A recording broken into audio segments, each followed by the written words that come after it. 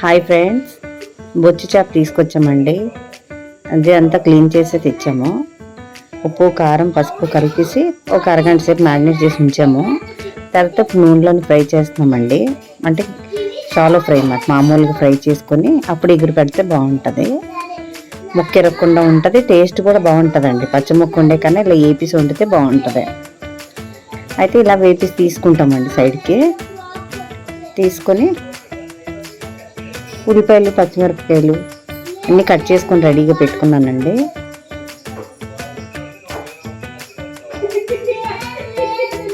ఉల్లిపాయ, పచ్చిమిరపకాయలు అవి ఇప్పుడు వేసుకుందాం.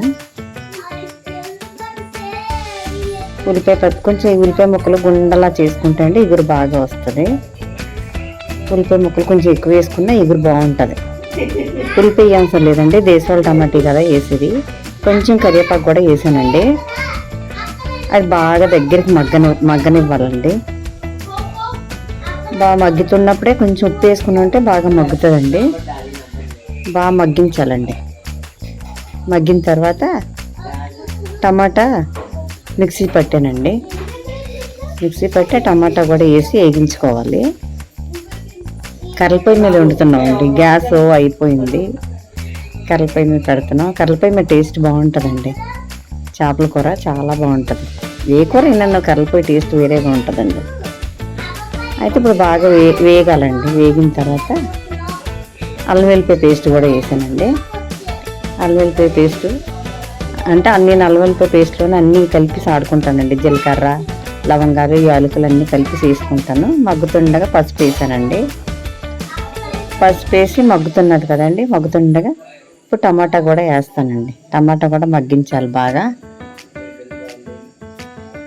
టమాటా బాగా మగ్గిన తర్వాత ఎంత బాగా మగ్గితే అప్పుడు అంత బాగా జ్యూస్ వస్తుందండి. ఎగురు బాగుంటుంది.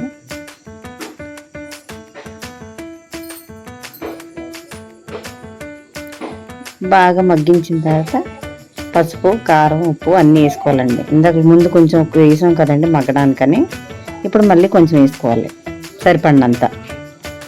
వేసుకొని బాగా మగ్గిన తర్వాత నీళ్ళు వేసుకోవడమేనండి. దగ్గరికి మగ్గాలండి. బాగా మగ్గిన తర్వాత అప్పుడు నీళ్ళు వేసుకుంటే మరుగుతుండగా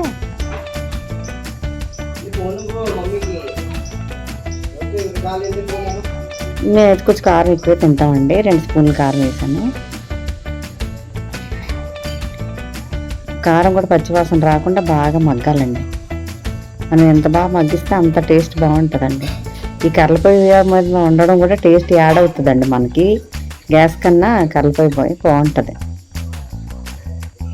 కొంచెం నీళ్ళు వేసామండి. ఎంత సరిపడతాయి అన్ని నీళ్ళు వేసుకొని ఇప్పుడు మూత పెట్టుకుంటే కొంచెం దగ్గర మరుగుతాయి కదా. మరిగిన తర్వాత చేప ముక్కలు అందరూ వేసుకోవడానండి.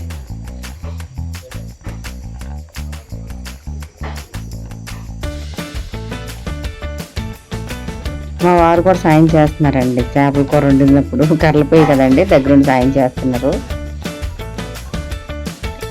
మరగాలండి బాగా దగ్గరికి మరిగితే.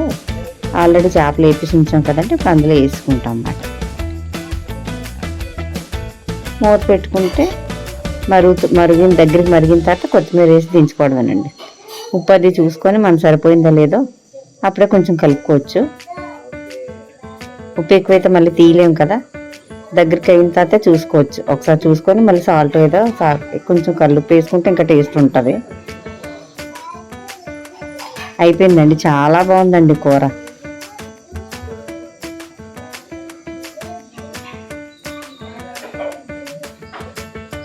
కొత్తిమీర మేము ఎక్కువ వాడతామండి, కొంచెం ఎక్కువ వేసాం.